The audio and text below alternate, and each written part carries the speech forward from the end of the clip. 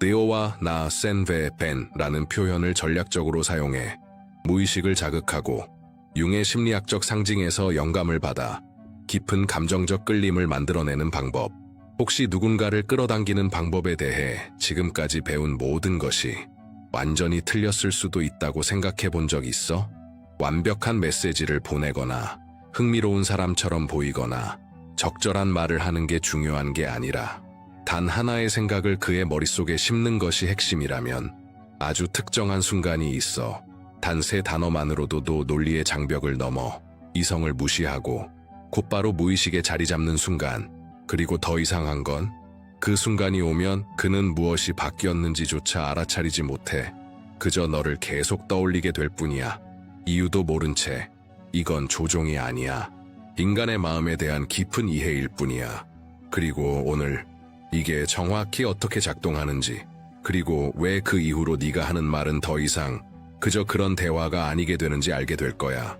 대부분의 사람들이 눈치채지 못하는 한 가지 실수가 있어.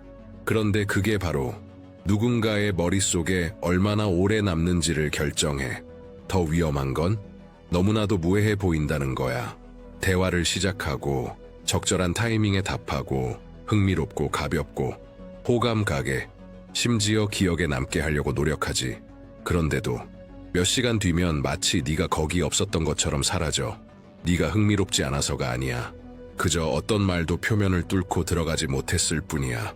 요즘 대부분의 상호작용은 얕고 자동적인 수준에서 이루어져. 거의 기계적으로. 뻔한 질문, 예의 바른 대답, 가벼운 미소. 모든 게 올바르고 괜찮아 보이지만 완전히 잊혀져.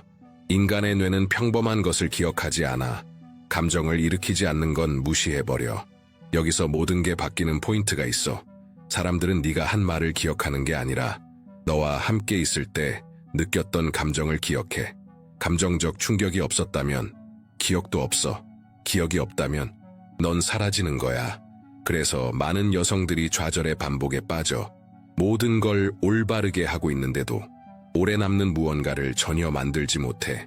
단어를 더 다듬고 행동을 조정하고 더 흥미로운 사람이 되려고 애쓰는 동안 진짜로 마음속 존재감을 만드는 요소는 완전히 놓치고 있어. 하지만 이 패턴을 깨는 방법이 있어.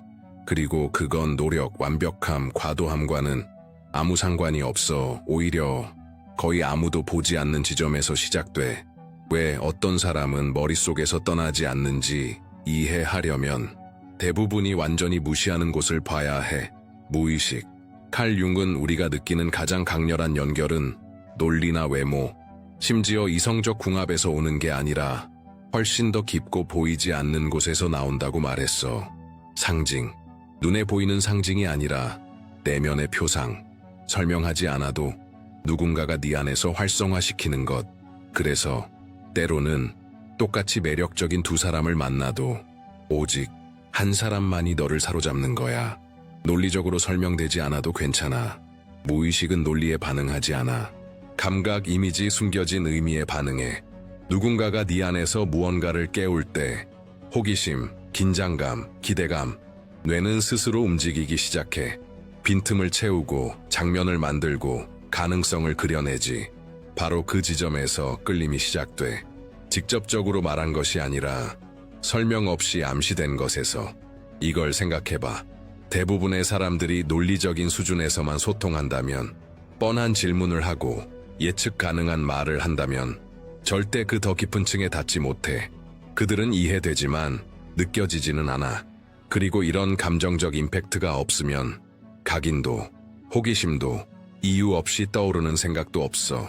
하지만 무의식과 소통하는 법을 배우는 순간 모든 게 달라져. 그때부터 너는 더 이상 단순히 대화하는 게 아니야. 해석되는 존재가 되는 거야. 대부분의 사람들을 조용히 가두는 함정이 있어. 완벽해 보이고 싶은 욕구야. 말을 정확히 하고 잘 대답하고 예의 바르고 흥미롭고 균형 잡힌, 거의 흠잡을 데 없게. 이론적으로는 잘 먹혀야 할 것 같지. 하지만 실제로는 너를 지워버려. 너무 예측 가능한 것은 기억에 남지 않거든. 보이지 않는 각본을 따르는 것은 놀라움을 주지 못해. 안녕, 잘 지내? 무슨 일 해? 오늘 어땠어? 이 문장들이 틀린 건 아니야. 하지만 아무것도 만들어내지 못해. 긴장도, 호기심도, 진짜 감정도. 감정이 없으면 뇌는 그냥 버려. 문제는 네가 아니야. 패턴이 문제야. 맞추려고 할수록 모두가 쓰는 흐름 속으로 들어가게 돼. 그리고 다 똑같이 들리면 누구도 눈에 띄지 않아. 여기서 게임을 바꾸는 포인트. 끌림은 완벽함에서 생기지 않아. 깨짐에서 생겨. 자동을 끊는 것에서. 상대가 이렇게 생각하게 만드는 것에서. 잠깐, 이건 좀 다른데. 그 순간에 주의가 생겨. 그리고 주의는 모든 진짜 연결의 시작이야. 이런 심리적 트리거가 실제로 어떻게 작동하는지 더 깊이 이해하고 싶다면 그걸 자세히 다룬 자료가 있어. 영상을 보는 동안 화면에 QR코드를 확인해봐. 거기서 더 구체적인 예시가 담긴 사랑의 심리학 매뉴얼을 찾을 수 있어. 패턴을 이해하면 그걸 깨는 방법도 정확히 알게 돼. 그리고 거기서부터 모든 게 바뀌기 시작해. 어떤 상호작용이든 아주 특정한 순간이 있어. 아직 모든 게 자동으로 흘러가는 상태. 대답은 빠르고 패턴은 뻔하고 주의는 얕아. 대화는 이어지지만 아무도 진짜로 거기 있지 않은 것 같아. 이때 갑자기 무언가가 이 흐름을 깨면 어떻게 될까 상상해봐. 과장된 것도 억지스러운 것도 아니야. 단지 아주 작은 변화. 하지만 뇌가 멈추고 진짜로 집중하기에는 충분한 변화. 인간의 뇌는 변화를 감지하도록 설계되어 있어. 예상에서 벗어난 건 즉시 우선순위를 갖게 돼. 그래서 약간 다른 한 문장이 완벽한 대화 전체보다 더 큰 영향을 줄 수 있어. 비교해보자. 여기 자주 와. 혹은 눈을 보며 가볍게. 이곳은 누가 오느냐에 따라 더 흥미로워지는 것 같아. 오늘은 좀 더 좋아진 것 같네. 차이가 느껴져? 하나는 정보를 얻기 위한 질문이고 다른 하나는 경험을 만들어. 바로 그게 자동 상태에서 벗어나게 해. 이걸 하게 되면 분위기가 바뀌어. 상대는 단순히 답하는 게 아니라 반응하기 시작해. 반응은 몰입을 만들고 몰입은 기억을 만들어. 하지만 가장 중요한 건 문장을 외우는 게 아니야. 원리를 이해하는 거야. 이걸 이해하면 어떤 상황이든 임팩트를 만들 기회가 돼. 그리고 다음 단계에서는 단순히 자동을 끊는 게 아니라 상대가 느끼는 것을 눈치채지 못하게 방향을 잡게 돼.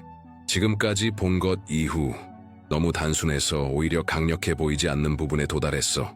그래서 아마 거의 아무도 제대로 쓰지 못하는 걸지도 몰라. 단세 단어야. 짧고 직관적이고 노력도 필요 없어. 하지만 적절한 순간에 말하면 평범한 문장처럼 들리지 않아. 하나의 암시가 돼. 하나의 이미지, 하나의 가능성. 너와 나, 겉으로 보면 별거 아닌 것 같지. 하지만 중요한 건 소리가 아니라 그게 활성화시키는 거야. 너와 나라고 말하는 순간 질문하는 것도 아니고 허락을 구하는 것도 아니야. 아주 미묘하게 이미 둘이 함께 존재하는 장면을 만들어내는 거야. 그리고 뇌는 그걸 무시하지 못해. 자동으로 그 장면을 완성하려 해. 너와 나, 어디서 무엇을 하면서 어떤 모습일까? 모르게 사이에 머릿속에서 그려지기 시작해. 그리고 상상은 감정적 몰입을 만들어. 이걸 비교해봐. 나랑 나갈래. 이건 전부 그의 대답에 달려있어. 압박이 있고 평가가 들어가. 하지만 이렇게 말하면 너와 나 그 새로 생긴 곳 가봐야겠다. 완전히 다른 게임이 돼. 이건 의심처럼 들리지 않아. 연속처럼 들려. 이미 존재하는 연결을 그냥 인정하는 것처럼. 그래서 이게 강하게 남는 거야. 그 순간 너는 단순히 대화한 사람이 아니라 그가 상상하기 시작하는 사람이 돼.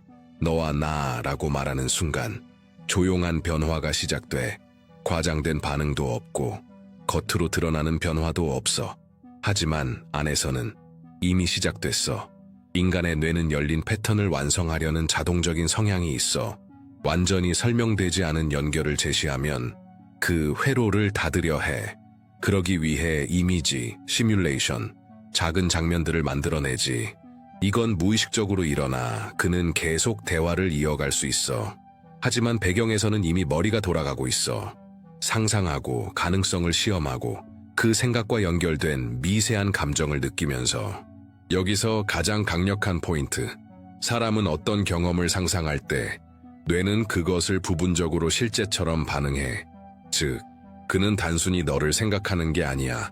어떤 의미에서는 너를 경험하고 있는 거야. 이건 빠르게 익숙함을 만들어 짧은 시간에도 이상할 정도의 친밀감을 느끼게 해. 그리고 그 말을 한순간이 자연스럽고 가벼울수록 이 효과는 더 강해져. 저항도 압박도 없었으니까. 그 생각은 그냥 들어온 거야.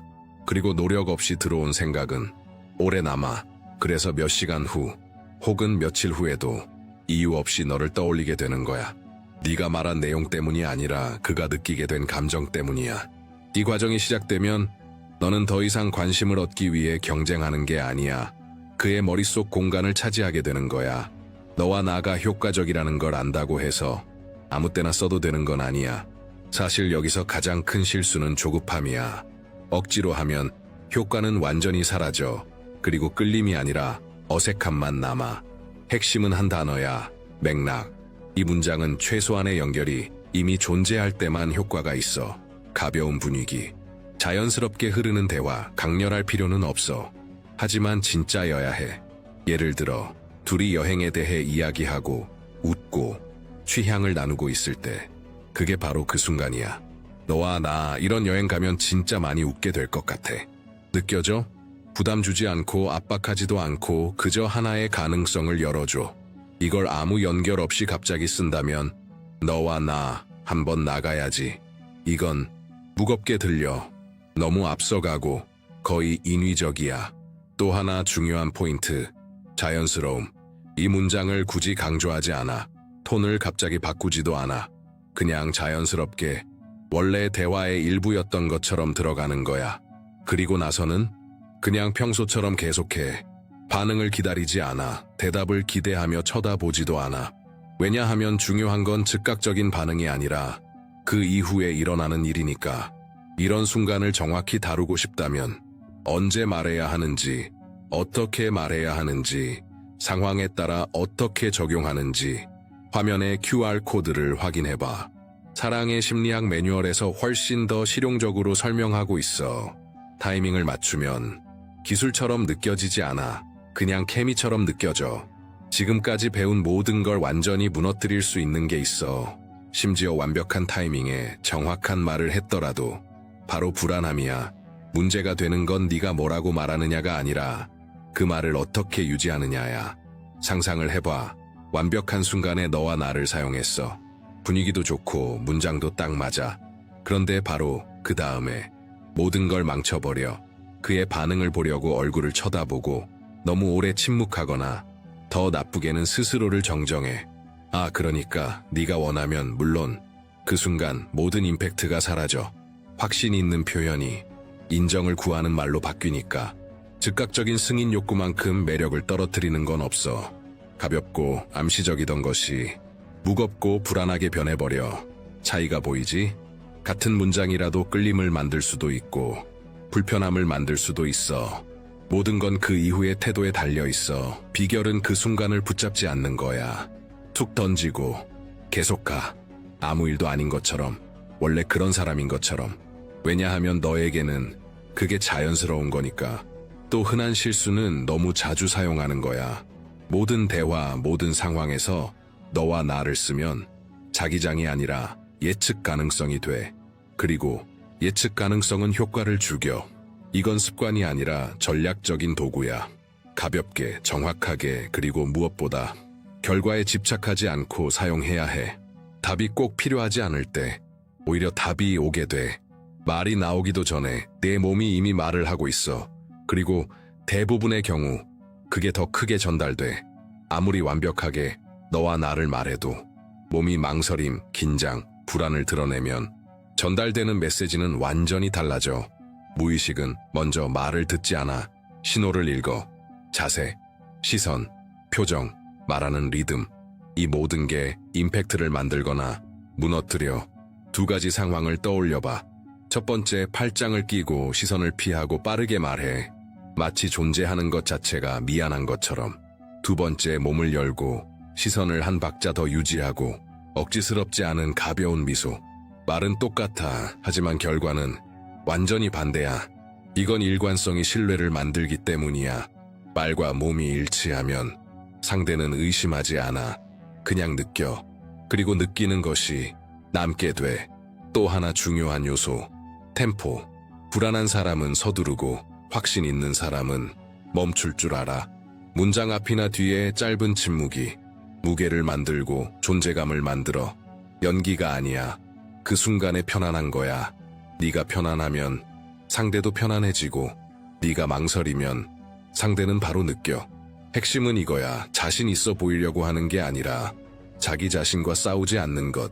몸과 말이 함께 움직일 때 넌 단순히 들리는 게 아니라 느껴지는 사람이 돼.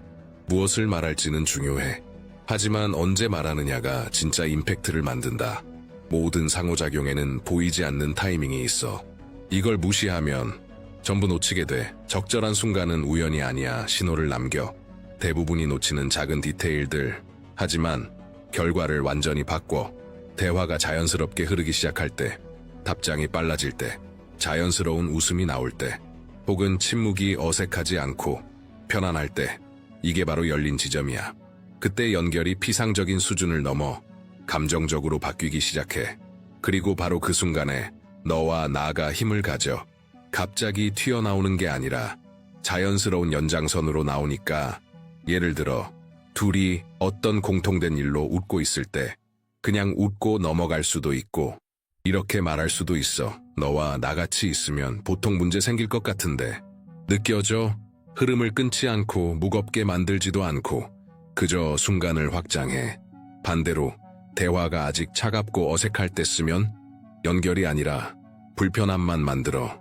아직 그 암시를 지탱할 감정적 기반이 없기 때문이야.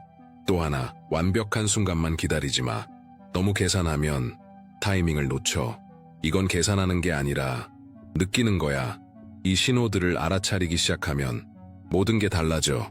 대화에 반응하는 게 아니라 흐름을 이끌게 되니까. 타이밍을 이해했다면 이제 거의 아무도 다루지 않는 더 깊은 단계가 있어. 단순히 너와 나를 말하는 게 아니야. 그 이후 그의 머릿속에서 일어나는 일이 핵심이야. 이 구조를 제대로 사용하면 단순히 연결을 제안하는 게 아니라 하나의 장면을 만들어. 그리고 장면은 흩어진 말보다 훨씬 강력해. 인간의 뇌는 직접적인 문장보다 이미지에 훨씬 더 강하게 반응해. 맥락, 감정, 약간의 상상이 더해지면 효과는 배로 커져. 예를 들어 너와 나 언제 한번 나가자. 대신에 너와 나 네가 말한 그 장소 가면 좀 위험한 얘기들 많이 나올 것 같은데 이제 뭔가가 일어나고 있어. 공간이 있고 느낌이 있고 기대가 생겨. 그리고 이건 남아 그의 머릿속에서 그 가능성을 계속 탐색하게 되니까 디테일이 생기고 감정이 따라와. 이 장면이 생생할수록 무시하기 어려워져. 대부분은 여기서 멈추지만 진짜 게임은 여기서 시작돼. 이런 식으로 문장을 장면으로 바꾸는 방법을 더 깊이 알고 싶다면 화면의 QR코드를 확인해봐. 사랑의 심리학 매뉴얼에서 실제 상황에 적용하는 방법을 보여줘. 장면을 씹는 법을 알게 되면 넌 더 이상 말로 기억되는 사람이 아니야. 상상으로 기억되는 사람이야. 그리고 감정과 함께 상상된 것은 거의 잊히지 않아. 지금까지는 전부 끌림에 관한 이야기처럼 보일 수 있어. 하지만 이걸 연애에만 한정하는 건 실수야. 이건 결국 감정적 영향력이니까. 어떤 관계에서도 작동해. 예를 들어 직장에서. 압박이 심하고 긴장된 상황에서 대부분은 이렇게 말해. 이거 해결해야 해요. 하지만 이건 방향도 연결도 만들지 못해. 이렇게 바꿔봐. 너와 나면 이거 생각보다 빨리 해결할 수 있어. 순간적으로 분위기가 바뀌어.